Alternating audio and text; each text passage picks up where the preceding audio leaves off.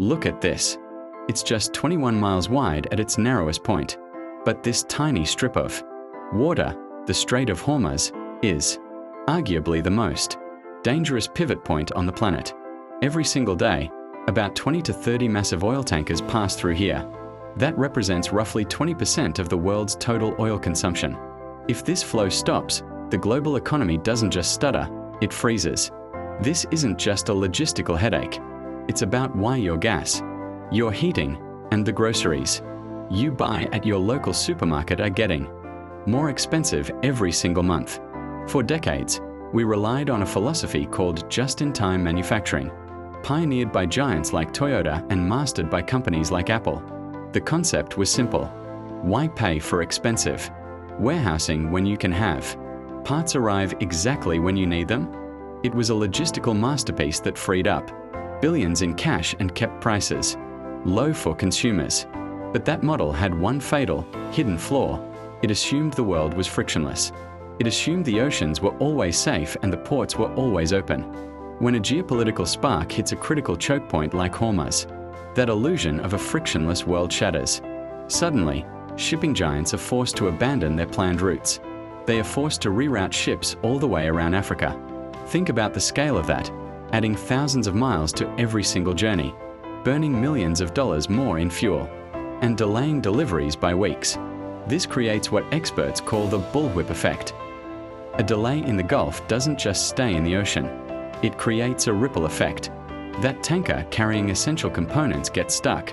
A factory in Europe lacks the energy or parts to run, and 3 weeks later, you see empty shelves or price spikes in your local American supermarket. We built a global system with zero room for error, and today, that system is breaking under the weight of reality. It's not just the physical delay, it's the massive cost of risk. When tensions rise in the Middle East, insurance premiums for these ships skyrocket. And here is the hard truth that companies rarely say out loud. Corporations do not absorb these costs. They pass them directly to you. This is what economists call imported inflation. We are literally paying for the insecurity of our global supply chains every time we check out at the store. So, where do we go from here? We are witnessing a massive, historic shift. We are entering the era of just in case. Corporations are finally abandoning the blind pursuit of the cheapest manufacturing in favor of security. This means companies are now investing billions to build new, larger warehouses, adopting nearshoring, bringing factories closer to home, like in Mexico or Eastern Europe, and diversifying their energy supplies. This transition is incredibly expensive. And yes, it means the days of ultra-cheap, flawless global goods are likely behind us. We are trading the illusion of low prices for the necessity of resilience.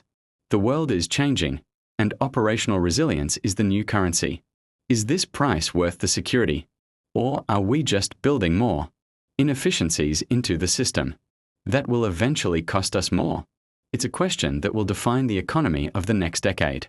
Let me know what you think in the comments below. Subscribe to the channel. Strategies and geopolitical moves that are shaping our modern world.